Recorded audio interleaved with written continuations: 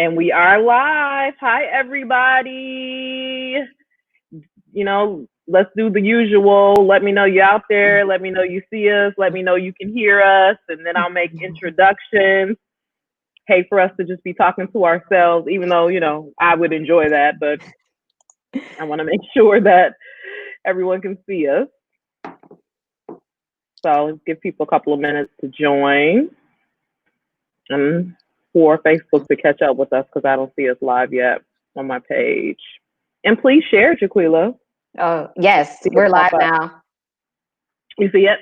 Mm-hmm. I'm sharing it right now. Perfect. All right. So, hey, everybody. As Jaquilla shares, I have the amazing honor of having Jaquilla Ross here with me today. And so just to give you a little background, if this is your first time tuning in to Power Lunch, because I realize some of you may have tuned in just to hear the amazing Jaquilla Ross, aka our finance girl. The Power Network is a social architecture, business consulting, and event architecture firm.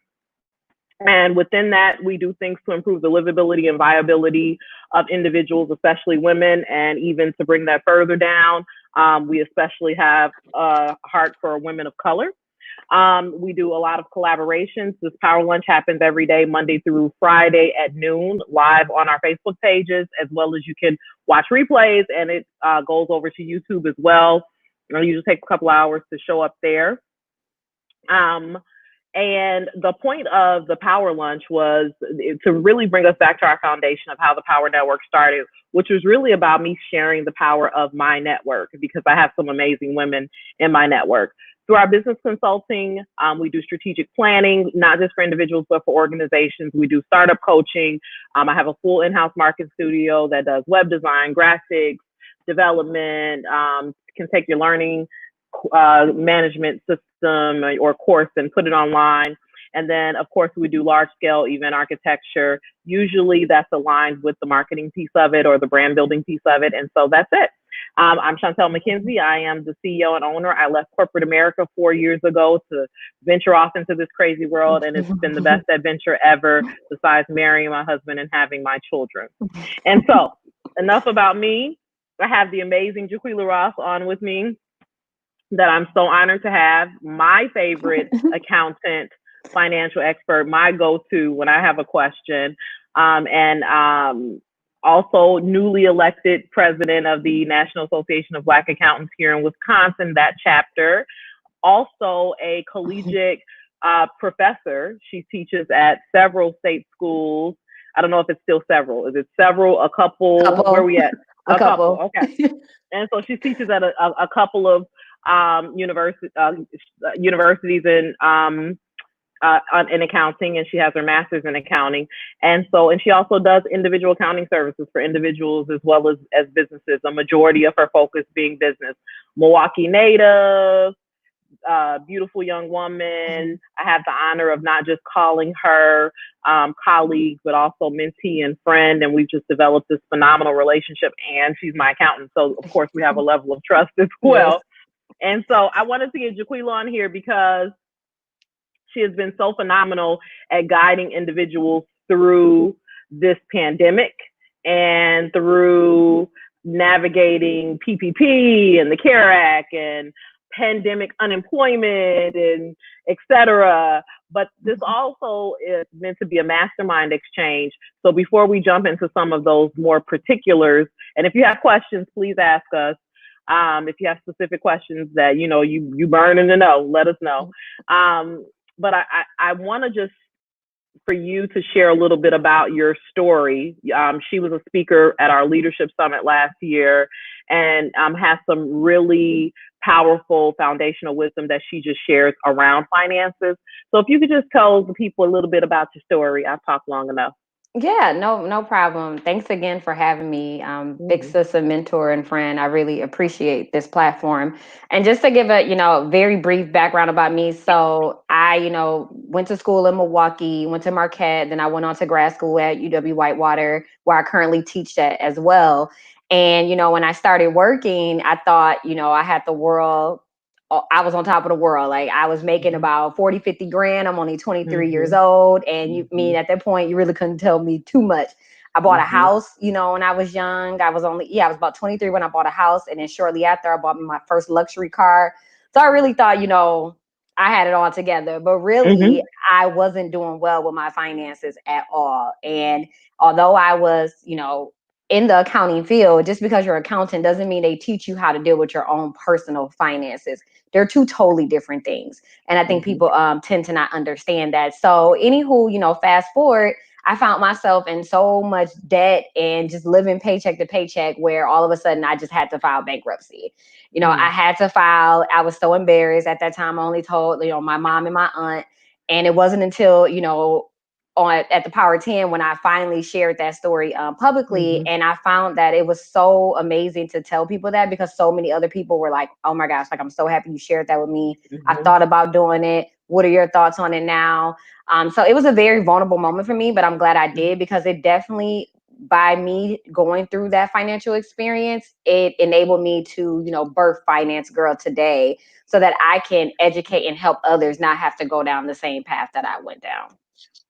And that's so good because I even think about, the first time I sat down and talked to you about taking over my accounting for my business and um, taking that leap from corporate into entrepreneurship. There's so many unknowns as it Mm-hmm. relates to taxes and rules and what forms need to be filed, and when do you pay this tax, and when Mm-hmm. and how do you prove your income and your P&L, and Mm-hmm. how do you track it all, and what receipts you keep and not keep. And so I think by you being vulnerable and sharing, it makes it, first of all, that's what a leader does. Alex said thank you for your honesty and for being vulnerable. This is a Thank message you. people need to hear, and I agree with that completely. Nikisha said hello. Hi, Hi. girl. So I agree with that completely, because I think that for so many, they may see you now gallivanting all over the globe because she's an amazing traveler, and in her BC, look. before COVID. Right. When she was in Cuba living her best life with Cuban outfits, it felt like Just in that. January. What I Oh. love about your story is that was then, this is now, and you learned the lesson. Mm-hmm. So you still own your house, you Mm-hmm. still drive a very nice car, Yes, but you manage your finances better. that is correct. That is correct. And Like and I'm really big on like not using too much credit, being very smart with that. I try to use cash as much as possible. And even with, being on bankruptcy, they don't, because I have to do a chapter 13 is where you repay your debts. They don't allow you to take out any loans, any credit cards. So it forces you, to, start new habits. And as now I'm getting to the end, I'm so much better off now than what I used to be as far as when it comes to savings and things. Like I can honestly say, like now I made sure that I saved so in case of rainy day, because even in the midst of filing bankruptcy, I lost my job. So in 2000, yeah. I filed in 2015, I lost my job in 2016, and I had to figure it out. And then that's when I founded Ross Financial and started my own business to make sure that at the end of the day that I always got me. Like I'm grateful, to have employment with with the several colleges, but at the end of the day I also want to make sure that I have something of my own too. That's good. That's good. And and what do you say to the person watching who finds themselves every 7 years? Because I know people like this, filing Chapter 7. Like they don't learn the lesson. They just, I was 7 years. I'll wipe the slate clean again, and then I'll start over. How do you get out of that cycle? To get out of that cycle, it really starts with your mindset. Your mindset and your actions. You have to understand, like, one, accept and recognize that this is not okay. It's not okay. It's not normal to be, out every 7 years. And the next thing you have to look at, what are you doing yourself? What habits do you need to break? It all comes to our spending habits. That's our big issue. We don't have an issue making money. We can go out and make a ton of money. You can get on Uber, DoorDash, whatever, make up, come up with your own type of, product you want to sell. It's not a problem making money. It's keeping it and saving it. And you have to become disciplined and change your spending habits. You got to make sure that you save at least 10%. You got to make sure you have 3 to 6 months of savings put up. You have to make sure that you don't, as soon as you get your money, you spend it. Somebody cash up you $500, and if you go spend it right away, that's a problem. You need to make sure that you have a plan for your money. And that's where, budgeting come into play. So to those folks like that, I would tell them they need to get a budget in place and need to be disciplined on their spending. hmm And what do you say to the person who's like, okay, you want me to figure out how to save 10% and you want me to figure out how to make this cushion so I got 3 to 6 months worth of savings? I can barely keep the lights on. Like, how do you change your mindset if you feel like, you're in such dire straits? And it is mindset. I mean, Mm-hmm. because both you and I are both church girls. So, the church get my 10% off top. So somewhere I got 10%. Mm-hmm. Mm-hmm. Right, right, uh, right, right. and that's a mindset thing in itself Yeah. of being a tither. If you go to Mm-hmm. church and you're familiar, just being a faithful tither. It's just something I believe in. It's part of my belief system. Hey, Lakeisha. Yes. And so then what do you say though to that person who feels like there's no way I can save 3 to 6 months? There's no way. Like, how do they start to create a budget to work them towards those goals? People like that, I think it really starts with like it's start doing that budget, but writing it down. Mhm. We can easily say in our head, okay, I got paid 2 grand this week. I'm gonna pay this, I'm gonna pay that. I know I should have about $1,000 left over. You go check your bank account, there's maybe like $500 left. You Mhm. Mhm. really have to force yourself to write it down. I've been working with a client in most recent months over, at the start of COVID, and now that we're still Mhm. in the midst of COVID. And Mhm. I would tell you, this client was so overwhelmed and, with finances, making really great money, but was completely overwhelmed. But after having that financial coaching, and I like to call it like a financial therapy session with me, I'm not a Mhm. therapist, but it really Mhm. did feel like a therapy session, like Mhm. with finances. 3 months Right. later, we met, totally different Mhm. mindset. Mhm. So if Mhm. you, and the biggest thing she told me was her seeing it. She had to see it. Mhm. She had to see Mhm. that plan. So you have to force yourself to write down and see that plan. That's good. Alex said that to the point about not being about making money. One of his financial advisors told him that most of the most difficult, undisciplined clients are those that make above $500,000 a year or more. He told me that they never developed good spending habits when they made $50,000 a year, so they just spend whatever they have, no matter how much they make. And That Alex, I will say, Jaquilla knows that was me, Me too. because I'm super good at making money. And so I just got to a place like money, shmoney. I'm gonna make more money. I'll spend this money making tomorrow. I'll make it right And back. right, all right. And then things like COVID happened, or things like the bubble burst, the real estate market crashes, the market crashes, Mm-hmm. and then all of a sudden things slow down, and because you didn't have that plan. And then I want to go back to something else that you said too, and because you call it a financial therapy session. There are times even now that I'd be like, I need a financial therapy session with Jaquilla to talk about my Uber Eats, Grubhub, DoorDash, Postmates habit, and the way that I can say. And there are some Mm-hmm. times that I don't write it all down. And Mm-hmm. my husband and I, we got better when we started writing it all down, because you don't want to see. It's the same You way don't. some people don't want to open the mail, or they don't want to answer the phone when a bill collector's call. It's easy to just be like, it's not Right. really happening. And then it gets worse. And it gets worse. And one thing I really want to say that Alex mentioned, and it just almost made me have like almost just went into a whole moment with God when he said, like seriously, because that just when he said that people who had make over $500,000 and they Mhm. still have bad spending habits, I Mhm. truly believe that God had to humble me because I would, I Mhm. felt like I was on top of the world. I'm 23, 24, making 50 grand. Mhm. Some people are not Mhm. even fortunate to make that in their whole lifetime. So, Right. Right. it was truly a blessing, but I was spending it as quick as it was coming. I Mhm. was taking trips, Mhm. taking out loans so Mhm. that I can take another trip and putting Right. off Taking bills. other people on Right, trips. taking other people on trips. I'm telling you, I was sponsoring dinners. Hey, I got it, y'all. Let's go. Like Yep. I Yep. was doing the most.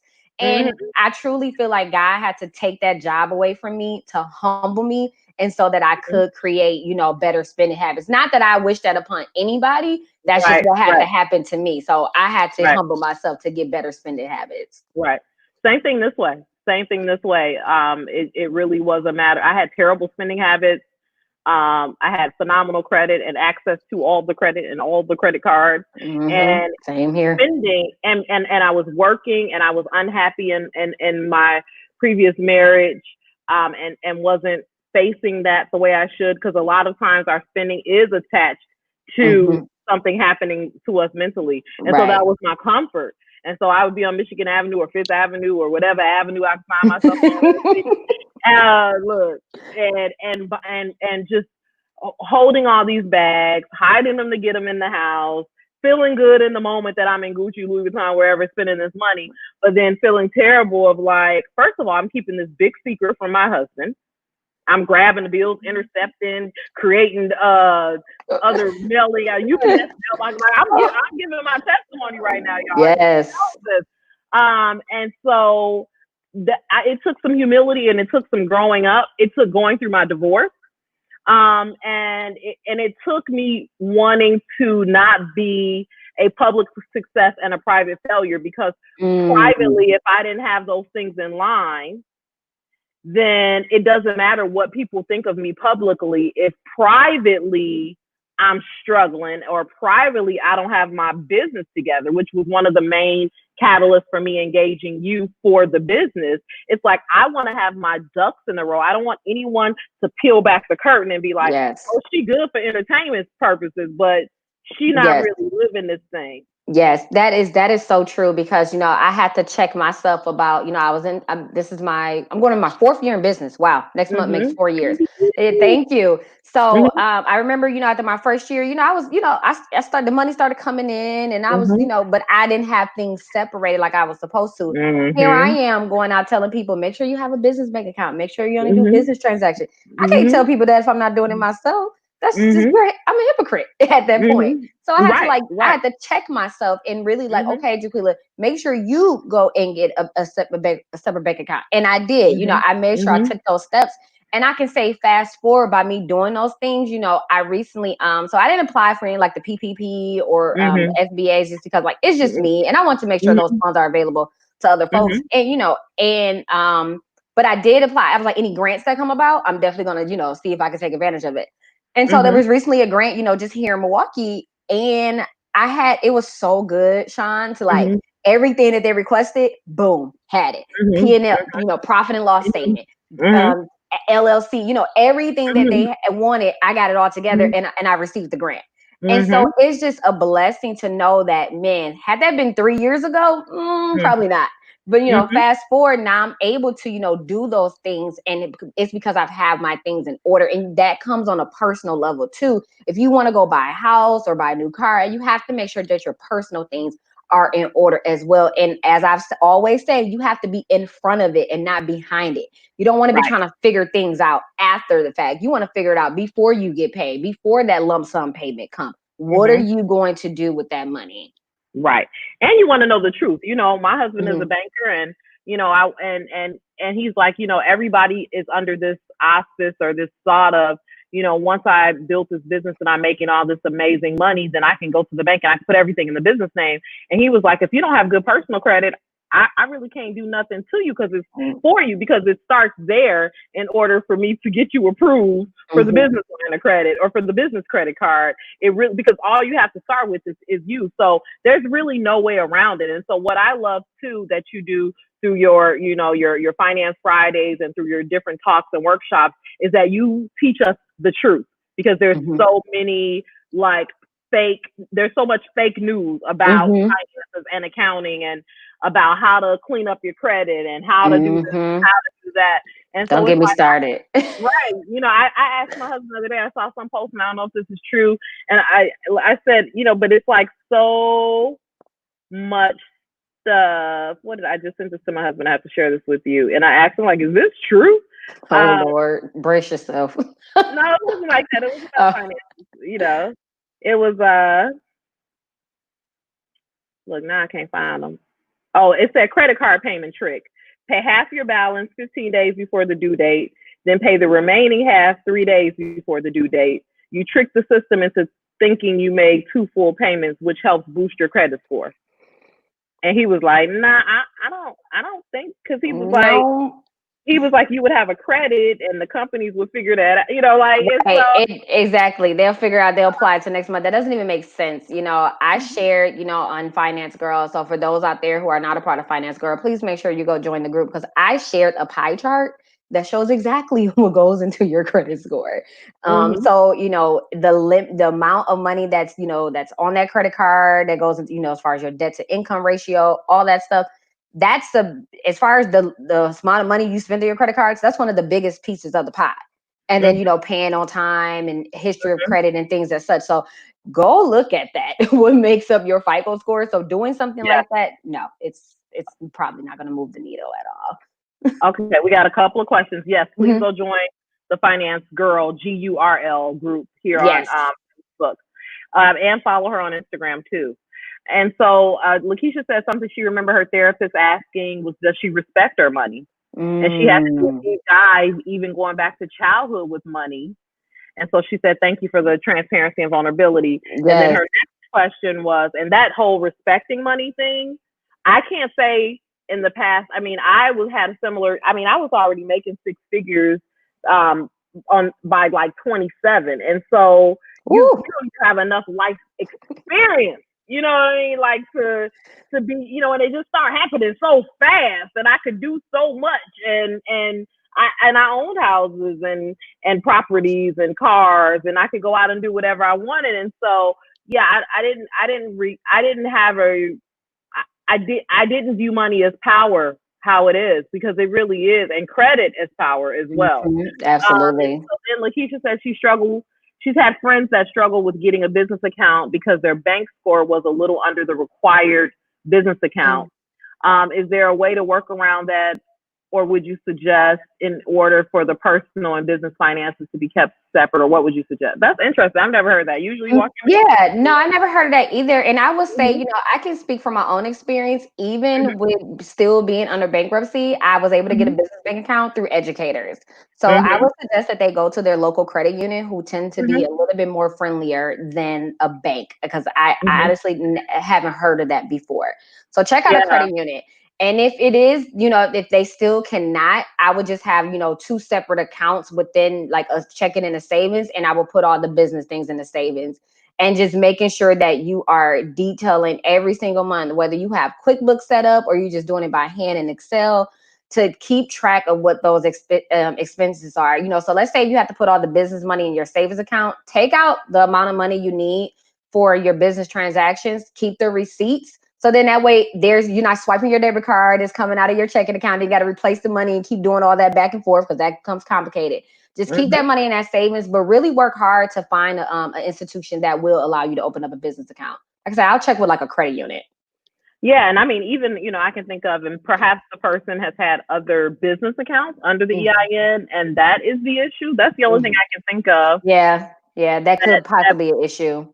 Yeah, because and so because most major banks, and if you owe somebody some money, take care of your affairs. Don't keep running away from them. Right, I'm gonna switch banks every two. That's not how that's gonna work. It's not gonna work like that, everyone. Right. So take care of what you owe the money. Just quit playing.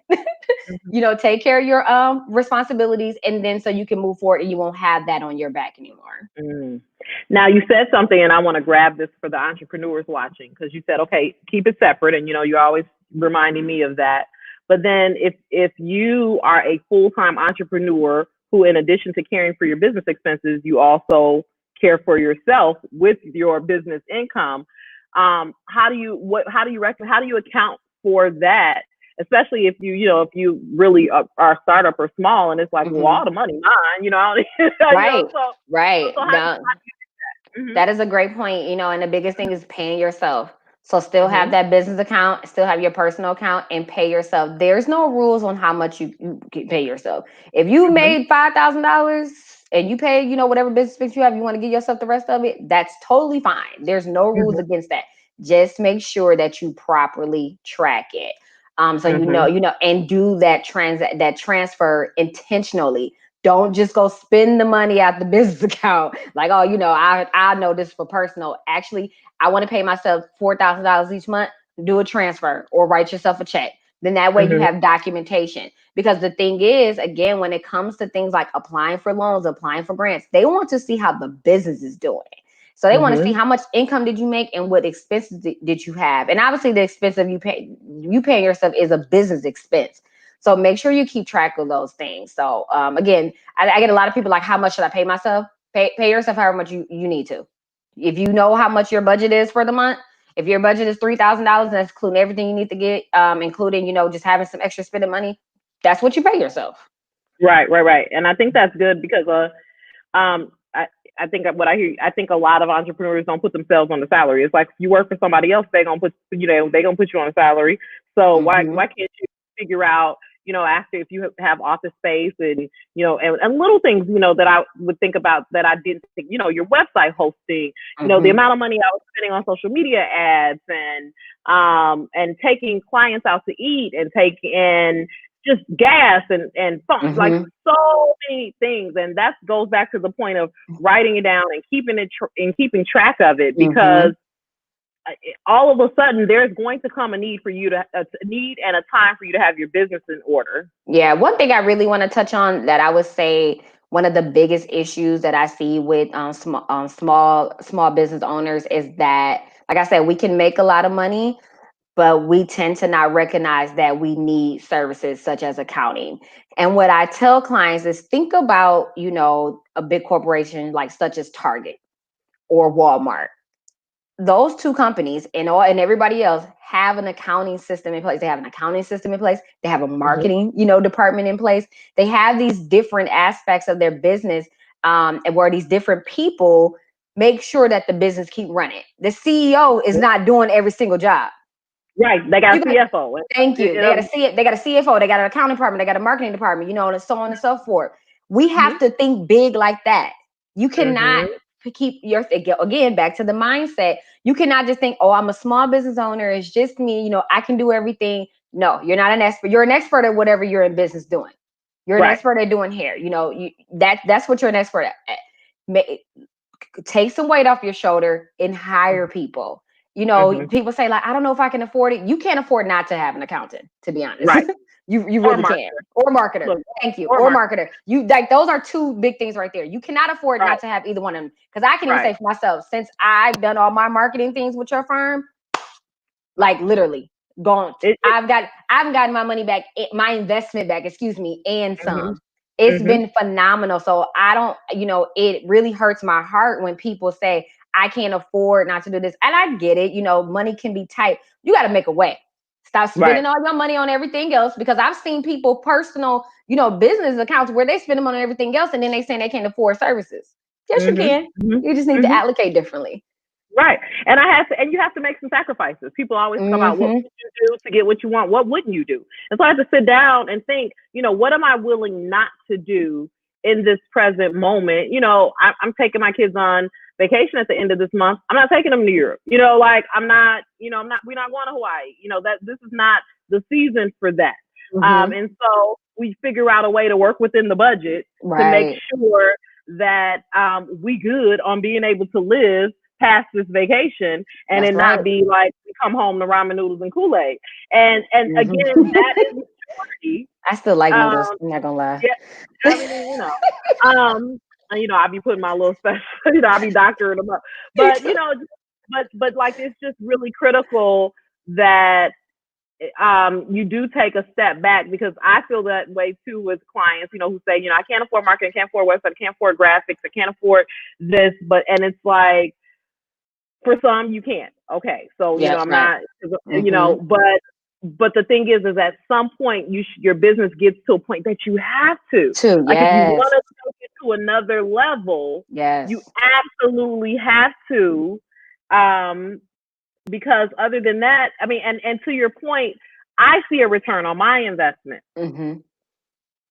And people just don't, you just have to say, well, what am I not going to do? And if you have a family involved, you have a significant other, or even your kids, just have that conversation of, we can't do vacation this year because we need to do this, and that to invest in the business.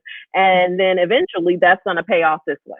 That's right. That's it right there. That is definitely it right there. And, I just want more people, especially more minorities, to recognize that in order to grow your business, you have to make these investments. And sometimes some folks, I'll be like, this is just a hobby. Right. And you have to decide that too. Like, is this a hobby or a business? Right. Is this a hobby? Is it a side hustle? Is it because if it's that, and you still got a day job, or you're not that serious about it, or you don't want to track your money, then this conversation is not for you. Right. Someone said, if you're a full-time business owner, do you get some type of tax credit for health insurance coverage? That it is a tax deduction. It's Okay. a deduction. Yes, health insurance is one of the deductions. I think people too. Uh, That's another thing. A lot of people got to make sure they understand. There's a difference between a deduction and a credit. can you explain that? I was just going to say that. Yeah. So a credit essentially is like money that the government pretty much says, okay, here, this is for you. A deduction is lowering your taxable income. So there are some credits, it can get very, very technical that are refundable or non-refundable. Let me give like the most simplest one, like the child tax credit. If you have Mm-hmm. children, you get $2,000 per child, up to like 4 or 5 kids, I think though. So that's money that essentially is going to go towards bringing down the amount of taxes that you will owe. Mm-hmm. And you essentially, it's a refundable credit. So if you Mm-hmm. already are in a refund status, that $2,000 is going to get stacked on top of your current refund. Versus a deduction, that just essentially, if I made $100,000 and I paid $15,000 in health insurance, that's going to bring my taxable income down to 85,000. So that's the Mm-hmm. difference between those two. Okay, And that's don't get good. me started on taxes. Look, don't All forget, right. everybody, the tax deadline is July 15th. Yes, yes. Someone asked about life insurance. So I'm not an expert in life insurance. I always tell Just, people, I guess they're asking about it as it oh, relates to credit or like tax credit or oh deduct. no. No. Well, if it's in the business name, it can be a deduction.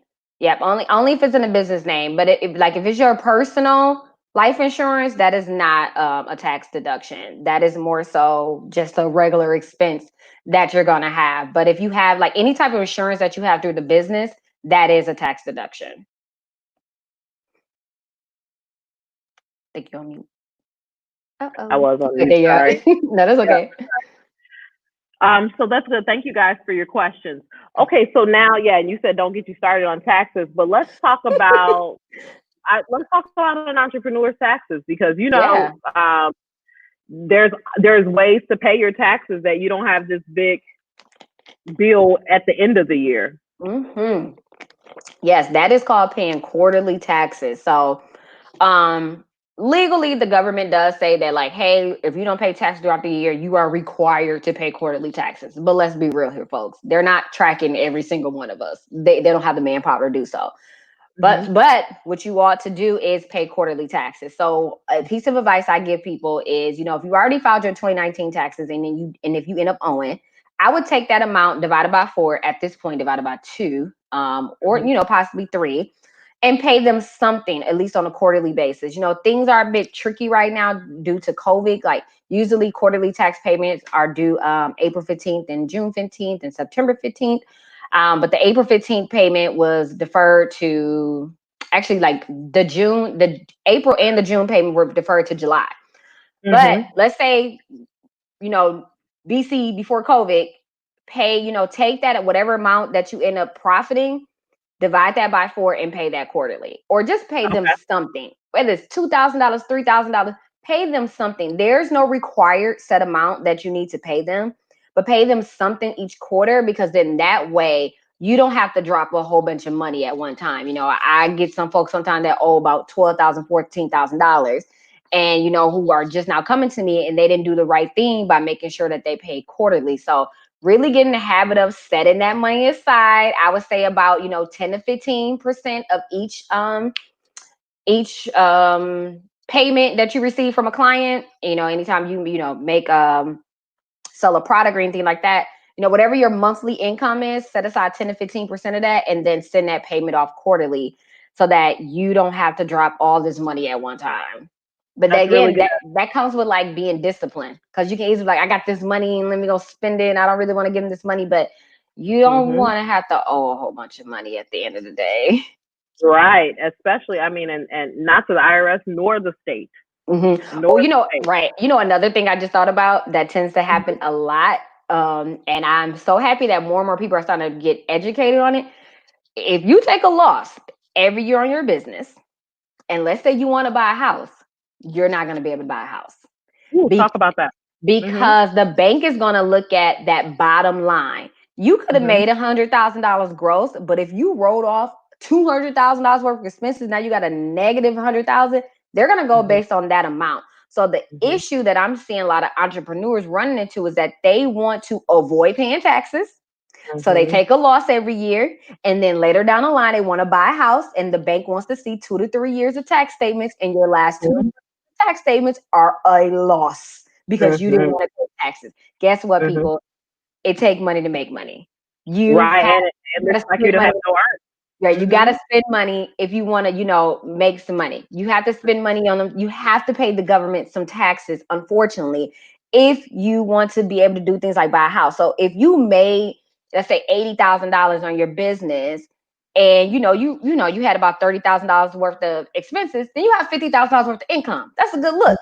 And yes, you're gonna pay some taxes on it, but it's a good look, because then now you're able to, get a house in the long run. I worked literally with so many clients just this tax season alone, where I had to let them know, like, okay, ask them, what are your future financial plans? Are you sure you want to, do all this? Are you sure you want to, show a loss like this every single time? Because it will hurt you. And I had a couple people come to me that was like, I've been going to these different people. They had me taking a loss every year. I have to show some income. I'm okay with paying taxes.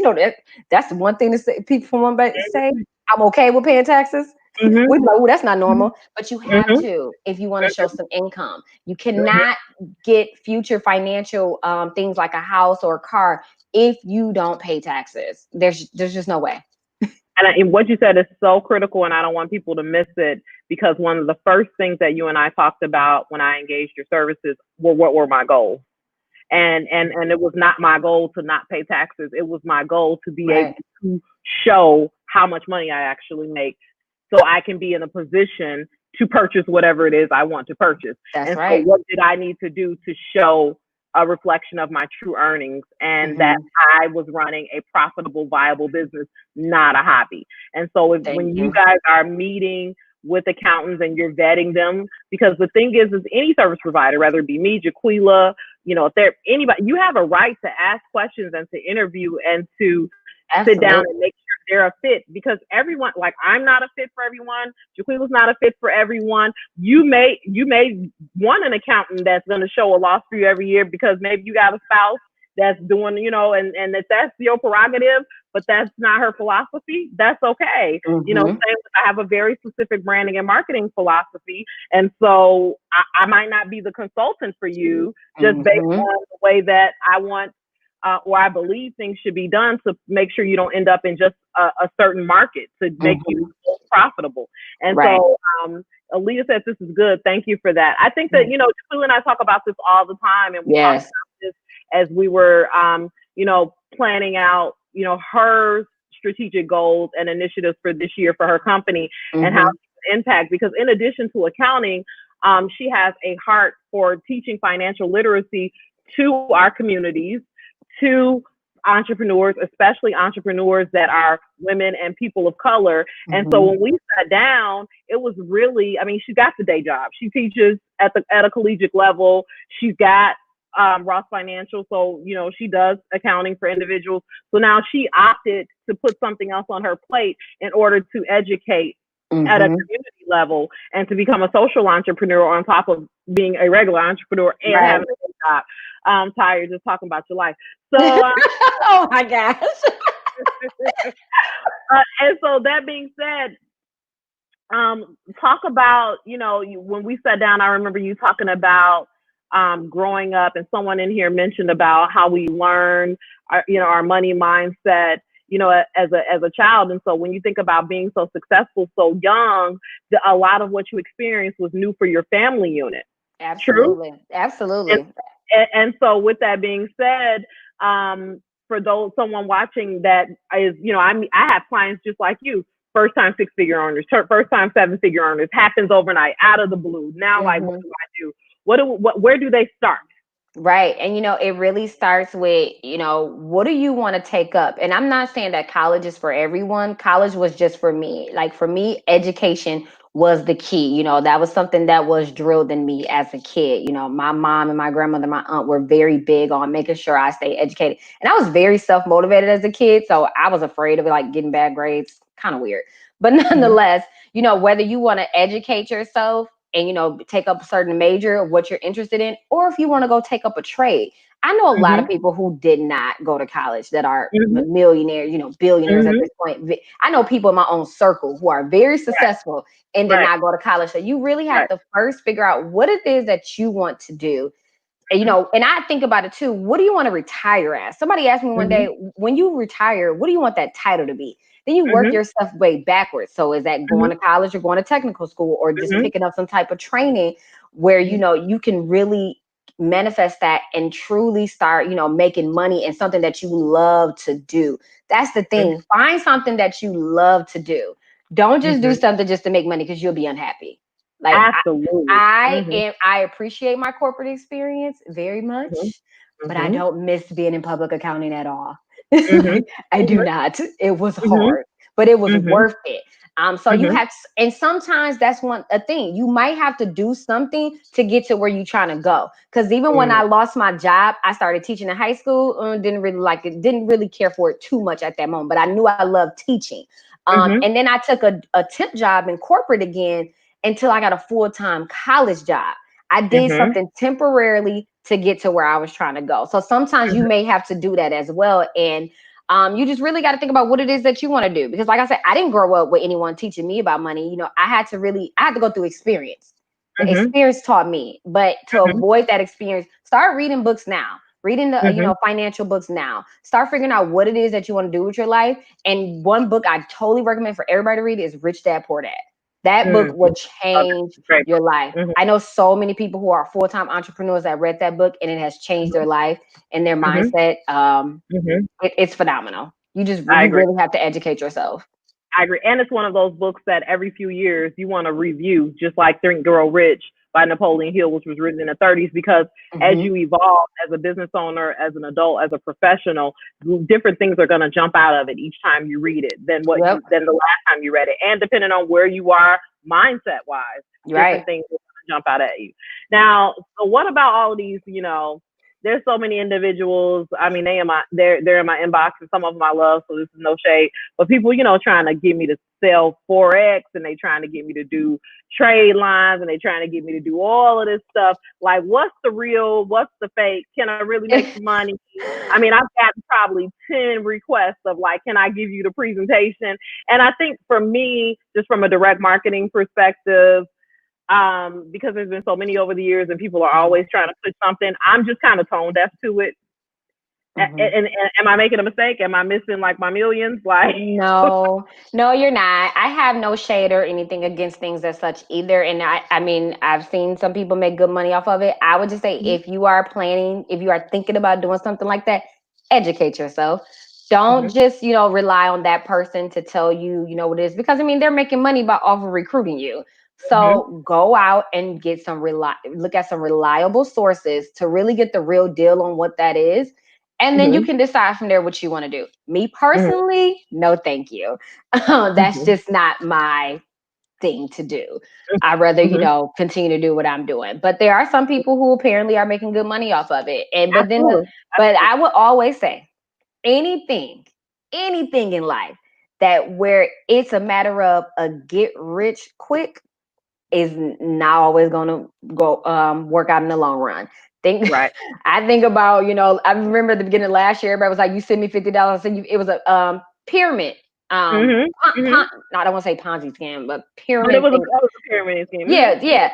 Eventually that went away. I Yeah. haven't It went away at about a month. Mm-hmm, Quiet, crickets. mm-hmm, So you have to make sure don't rush into anything that's like I put $100 in, I'm gonna get $1,000, the next day. Yeah, those don't always end so well. So just educate mm-hmm, yourself. No shade mm-hmm. against them, but just truly educate yourself. Right, That's a great right. question.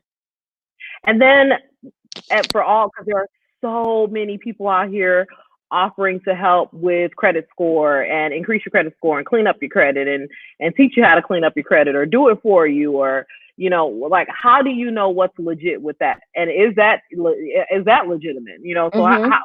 what do you look for with a credit counselor? Some people like Lexington Law, they've been doing it the longest. Mm-hmm. It jumped by this. Some people like so and so, because you want to support it. There's a lot of black owned credit repair Mm-hmm. firms popping up. And so it's like, how do you know what's credible if you need that type of service? Right. I would definitely, ask for their history. Well, one, I will more so work with an individual than a big corporation when it comes to that. Okay. Really sit down with them before you spend any money for them to truly educate you and to show you them some receipts. What have Mhm. you done for other people? How do I Mhm. know that you're the real deal? Ask those tough questions. Don't be afraid Mhm. to ask questions like that because at the end of the day, you're spending your money. I do Mhm. know that there are some, reputable folks out here who are Mhm. truly getting things our people credit, who's sending the letters on their behalf, who's getting them trade lines and things as such. I will say that there's many things that you can do on your own as well. Mhm. You can send letters, you can negotiate for yourself, you can settle things yourself as well. Now, when it comes to the trade lines, that's different. You definitely have to have the experts if that's something that you want to Mhm. do. But when it comes to Mhm. getting things off your credit report, sit down and you can dispute things in Credit Karma sometimes. The key Mhm. thing is if you want to sit down and do that work yourself, make sure that you hit up all three credit folks. Okay. Mhm. You can't just do it Mhm. with one or the other, but make sure that it comes up all three reports. So there are folks who are very educated and specialized in doing that. So my hat is off to them who really Mhm. do sit down and do all that nitty gritty work. So truly Mhm. interview them. Like how you would Mhm. interview one of us, interview Mhm. them. Don't just believe them right away and then spend your money and then Mhm. you're like, oh, I don't know what happened. And Right. don't Right. don't do the thing with getting another social security number. Don't Mm. do that. That's The reason why I say that's don't do that because what I tend to see with people when they do that, they'll go run up credit and loans and all that stuff on other, and they supposed to be using that to fix their first one. mm, Then mm, you're mm, right back in the same situation. That's the same thing when it mhm, comes to a debt consolidation loan. I am mhm, totally against debt consolidation loans. Now, there are some mhm, people who are for them. Me personally, I would not do it because what tends to happen, let's say I get $10,000 to pay off my credit cards and I pay them all off. Now I have this $10,000 loan that it's probably really low interest, cool. mhm, But because of our bad habits, we're gonna go mhm, rack up those credit cards again, and now you have both. So unless mhm, you're disciplined to not go back and spend all that money on those credit cards, then okay, do it. But mhm. honestly, 9 times out of 10, most of us don't have that discipline, and then Right. you'll accumulate more debt. And I want to talk about something that we're both advocates of, and it's not, we don't got to be going through anything to experience it. So we're talking about discipline, and people probably like, well, how do I get the discipline? And you can read books and that. But both Jaquilla and I are advocates of therapy. Of Mm-hmm. accountability partner and someone to Yes. keep you in check when you have all these grandiose ideas, or you want to go buy something, or you want to go do something. Having accountability partners, having an actual therapist, having people that help you get to the root of why you spend how you spend. Yes. Why don't you have respect for money? Why do you keep putting yourself back in the hole? Why you get a second social security number and then you ran Mm-hmm. that up? Why you pay somebody to put you on trade lines and get your credit score back up, and then in 6 months you back in the same place? Right. That's here, and Yep. that is something you I'm have telling you, to I see work with. my therapist every month faithfully, and I've been going faithful Mhm. for a whole year now, and I'm so that has helped me tremendously. And just Mhm. outside of therapy, having your personal board of directors, Mhm. having your folks who you can go to. Like if something comes, like I remember just a couple weeks ago, Sean, I had this opportunity come up. I don't know how much to Mhm. charge her. I don't know. I Mhm. gotta make, I called her ASAP, and she got me Mhm. together real quick. 2 minutes, Mhm. 2, 3 minutes. Mhm. So you have to have Mhm. people on your board of directors, your personal board of directors who you can go to. I got a couple of my sorority sisters who I consider a mentor who I can go to them, when it's Mhm. something AKA related or if it's something Mhm. NABA related, I have folks to Mhm. go to. So you have to make sure you have that personal board of directors outside of your circle. Absolutely. Everybody on my board of directors are, older and wiser than me. That is Mhm. the key Mhm. right there. People who are seasoned are so much wiser than Mhm. than us. Mhm. So if somebody's around 20, then I'll be, somebody great, for their board of directors. But for Mhm. me, I need people outside of my circle, which I love them dearly, but I need, people who've gone through some things to be on my Mhm. personal board of directors to go to. Mhm. Yeah, because you're talking to your peer group about it, and you guys are all in the same space. A lot of what I found that happened, especially when I was younger, and it still happens at this age. If I'm talking to people in my circle that haven't experienced what I've experienced, maybe just because they do things differently, or that just lack the experience, to your point of even pouring into my life, then I'm just having a conversation. I'm just venting. I'm just But then venting, when I right? talk to my mentors and I'm talking to my personal board of directors about it, now I'm looking for feedback from someone who's experienced it. And you Mhm. have to know, like when I think about my best friend, she lives in Malaysia. now on assignment. I know, one of your best friends was overseas as well. Mm-hmm. And she has always, since we were like 20, because she was adopted. She never met her birth parents. Her adopted parents are great, but she was a single mom for a while. When we first started together, our careers at the same time, working for the phone company, we first started, we were just making $40,000-$50,000 a year, which I Mm-hmm. mean was good money At that at time, yeah. 19, 20 years old. But she had a child, I didn't. Mm-hmm. And and so she and it's just a mindset. She has this mindset around money that I'm just always like, can you just rub some of that on me? Because she's already refied her houses down to 15 years. And Mm-hmm. recently we were talking and she's like, BFF, and we're both 43. She was like, I'm looking at retirement and I'm looking at not having to work and my Mm-hmm. home being paid off and the cars being paid off. Mm-hmm. And she does fabulous vacations, and if she wants something she can buy it. She makes phenomenal money, and so does her husband, which goes back to show the positive side of, if Mm-hmm. you have the right money mindset, when you make a lot of money, it's Yes. not necessarily, she's not living without, she's not and this is something that you teach so phenomenally and that you live, of how you can be on a budget and how Mm-hmm. you can make a good living and still live well, because there's this That's right. misnomer of, I'm gonna go without. Life's not gonna be, No, and no, it's you're like, no, not. you just plan for the fun. That's right. That's right. I remember, when I bought my first Louis bag for my 29th birthday, I Mm-hmm. saved for that, on top of my regular savings, and I was able to Mm-hmm. go and pay cash for it. Mm-hmm. Anytime I want something of the nature, because I do like nice things like that. I'm not going to Mm-hmm. rob myself of having nice things like that, and I'm making a Mm-hmm. good living. I Mm-hmm. can still be on a budget and buy nice things. One Right. thing that you had said about, she was thinking about retirement, it is so important for all of us, especially us in the Black community, to think about the long run, to think Mm-hmm. about the end when you want to stop working. Who wants to Mm-hmm. work for the rest of their life? Right. Who wants to Right. retire from their job and still have to go back and do a part-time job? That is Right. why it is important to do these things now. Save, make sure you invest in the proper retirements, meet with a financial advisor on these things, to make sure that when you do retire, you can enjoy the rest of life without having to Mm-hmm. worry about money. There are so many people in this world who literally have to go back to work just to survive, because Social Security is very little to none, and it's probably won't be Right. around by the time we need it. Right. So it's so important to do these things now, and to think about, I think a lot of times everybody just thinking about the now. At Right. YOLO, Right. I'm a, Right. all that. Now, end it. Stop it.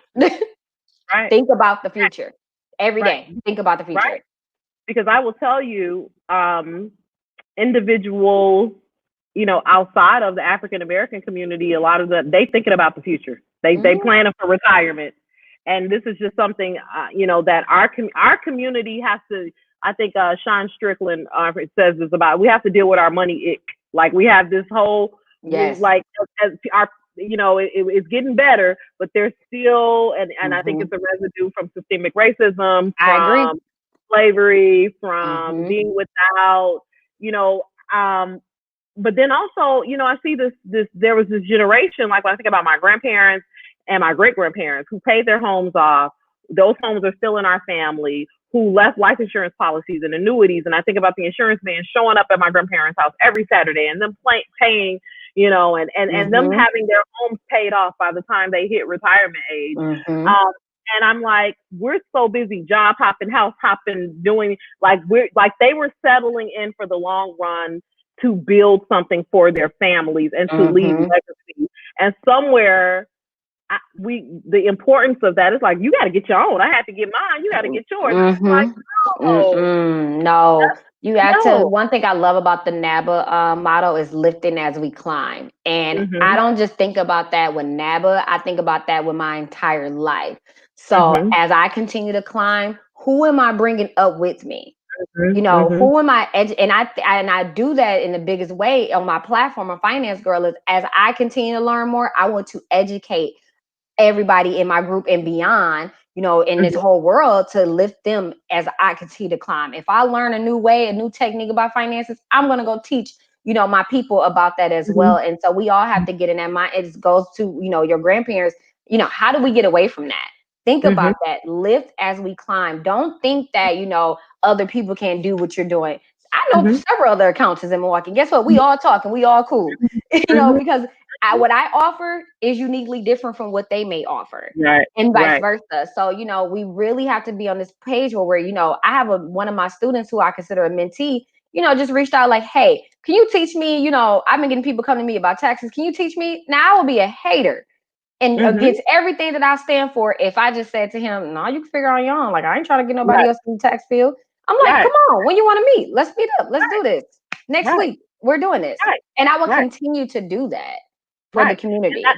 And that's a mentality of that there is enough for all of us, so that's a mindset situation too, because I'm the same way as it comes to marketing and branding, and even just women's empowerment and collaboration. There's so many initiatives right now around diversity, equity, and inclusion, and it just seems like there's a new one popping up every day, and people are feeling like people are infringing on their space, and it's like, from my perspective, as long as the conversation is happening, as long as people are, as long as we're doing something to stop pay disparity, racial inequity, injustices, police brutality, as long as the conversations are happening, positioning women in the workplace at higher levels, at executive levels, filling seats, et cetera.